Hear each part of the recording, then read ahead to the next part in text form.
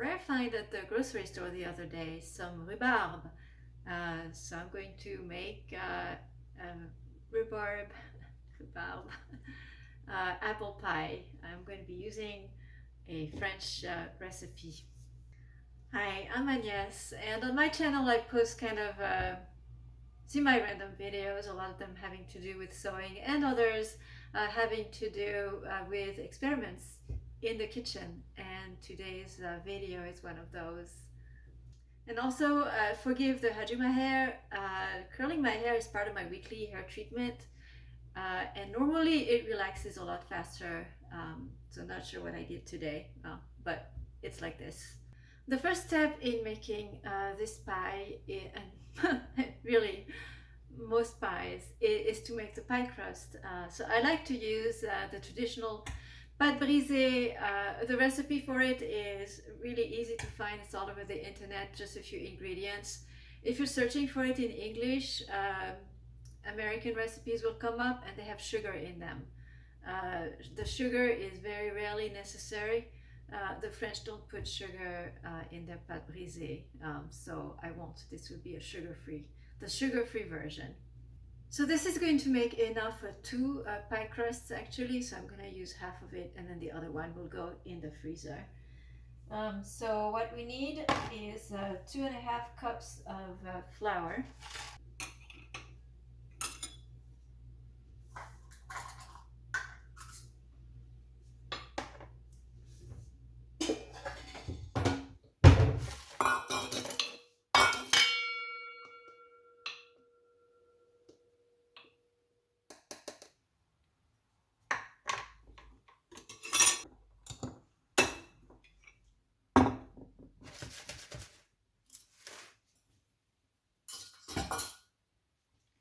And then my recipe says a teaspoon of coarse salt. Okay, so I don't have coarse salt. So first of all, I would not put a teaspoon, that would be a huge amount. And furthermore, this is another trick. If you're using an American recipe and you want to make it French, you remove the sugar or cut it, and then you really cut on the salt as well. The French put a pinch in their pate brisee.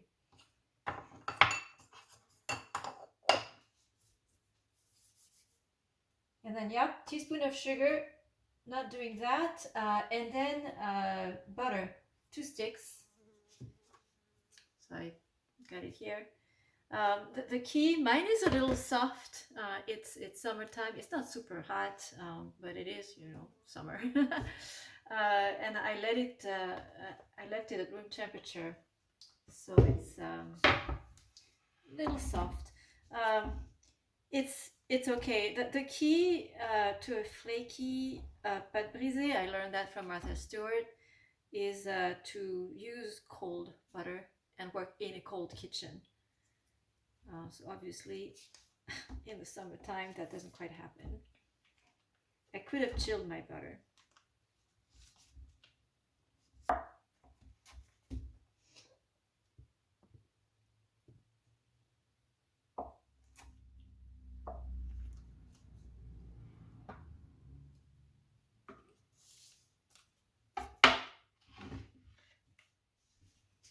So that's it. Flour, salt, a pinch of salt, and the butter.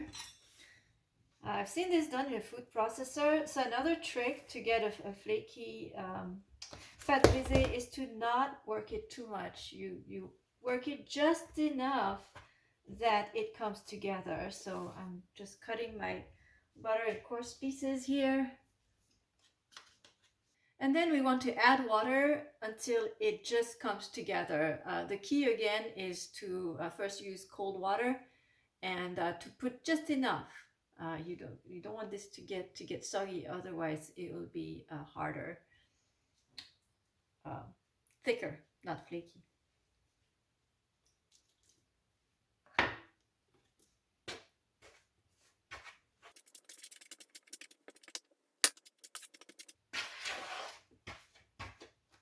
And eventually,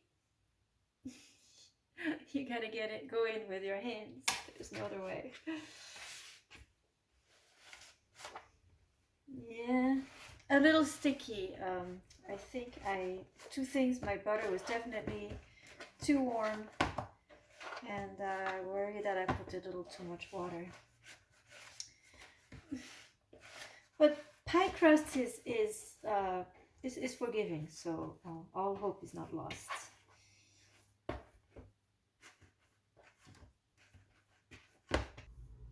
And I'm going to lay out about half of it for my pie mold.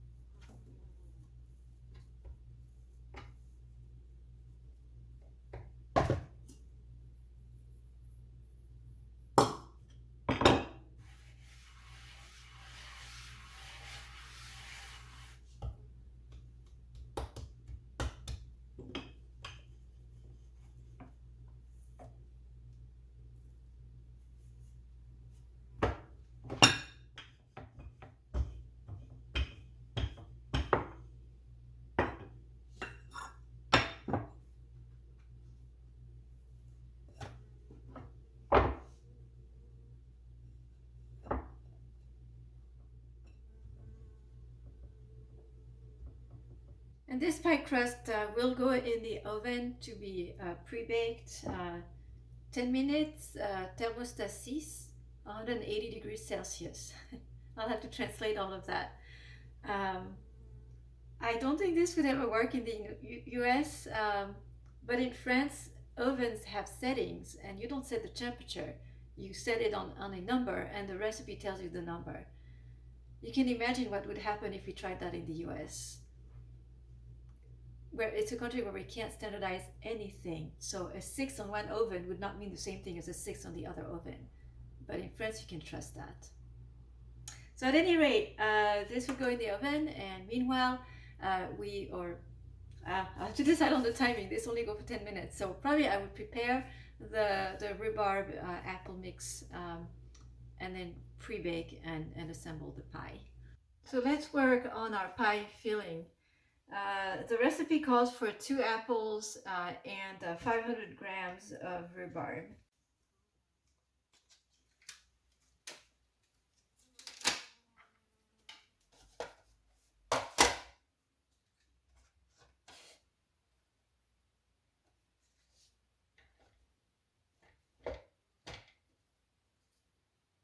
This much, and then my 2 apples. And then we want to peel and dice all the apples and the rhubarb and put them in a skillet, and I'll be using my wok.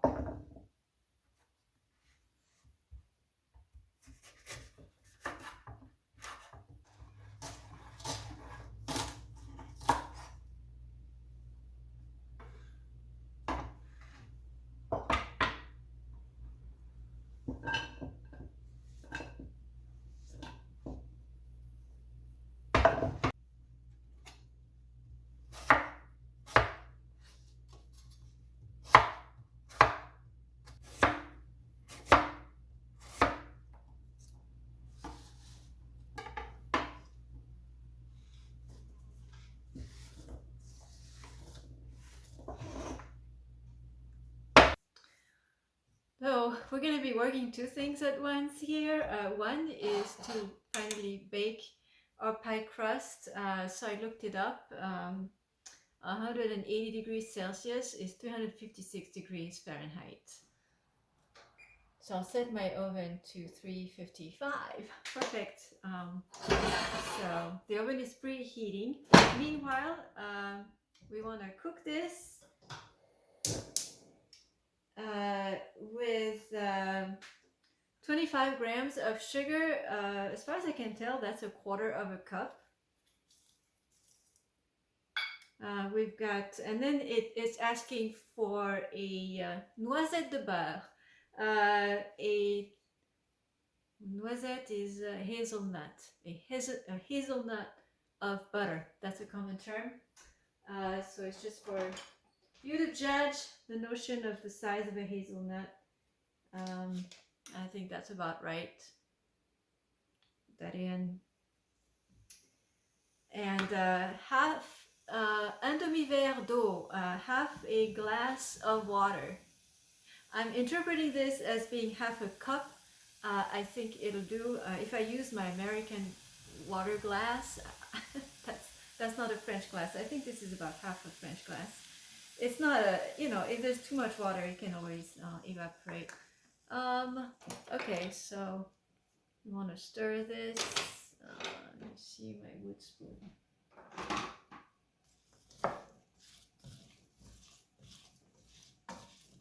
And I am going to put a lid on this. Let me double check that I don't have anything in my oven. Yeah, it's ready to go. My husband is Korean, and one thing that I think it's an Asian thing.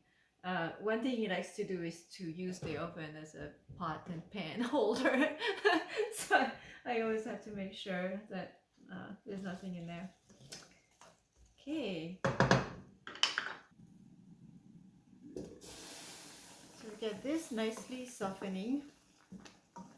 Oh, the rhubarb has already reduced to almost nothing. So I think it'll be about ready to put in the pie crust. It is too liquid, so I am going to remove the lid and allow this to simmer some of that liquid off. Well, this is finishing. I'm preparing, my oven is still preheating, and we have to prepare some topping to mix with the rhubarb and the apples. So what we want to do is to mix, we've got 20 centiliter, 200 milliliter of liquid crème fraîche. So I should have googled it.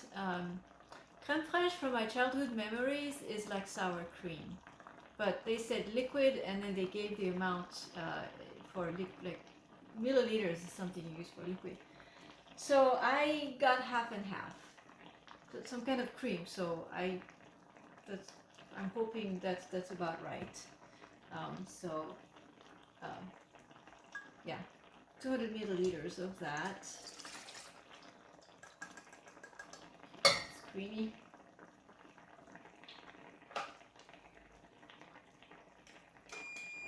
Oh, there goes the oven. All right, it's time to put the pie crust in, and we'll put the pie crust in the oven for 10 minutes.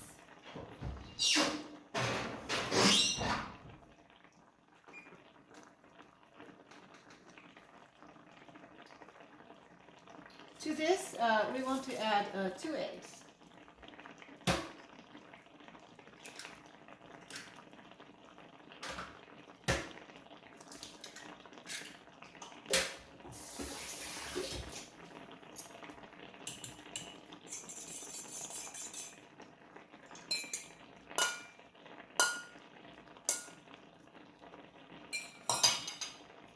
And then 75 grams of sugar. So the recipe called for 100 grams total of sugar. We put a quarter of it in here, and then 3/4 of it goes in the liquid mix. And then for flavor, a bit of vanilla extract.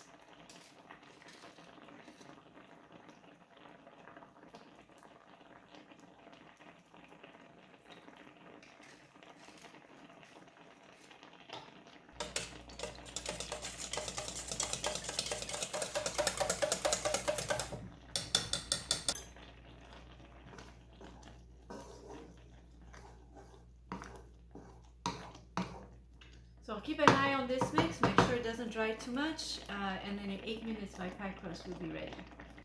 So the pie crust is ready. This mix also is ready. The rhubarb completely melted. The apples, I wish I had made smaller bits when I was slicing them, but it'll be fine. So now it's the assembly, which is actually quite easy. Just need to get my pie crust out.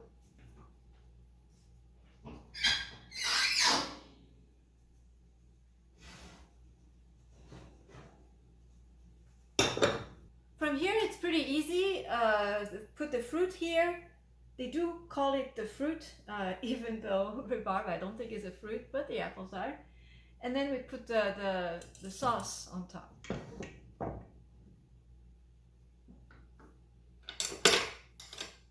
Fear I might have too much. There we go.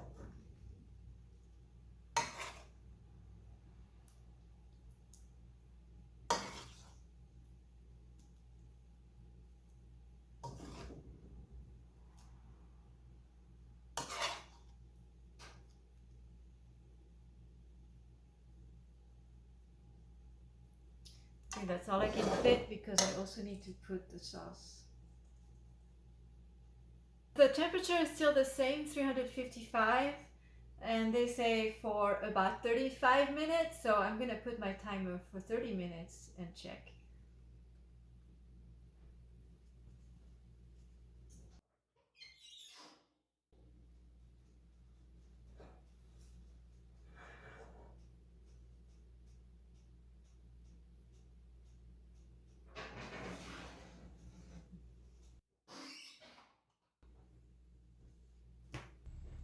It took exactly 35 minutes, and then I let it cool some. I think it needs, yeah, no, it's solidified, so I'm gonna give this a taste, just a taste. It got late in the afternoon, so this will actually be for dessert after dinner.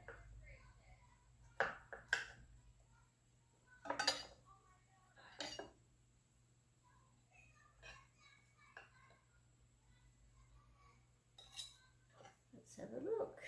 I'm not wearing my glasses, so I actually have no idea what it looks like. So let's have a taste.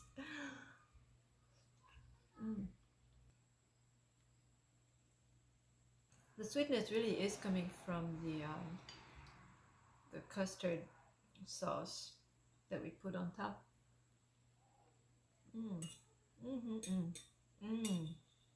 Yeah, this is good.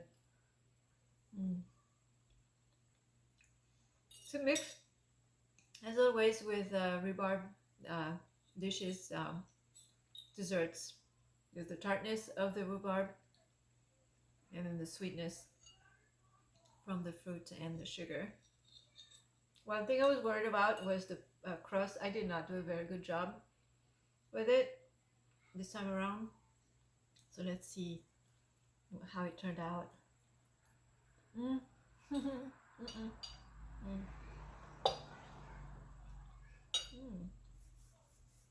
No.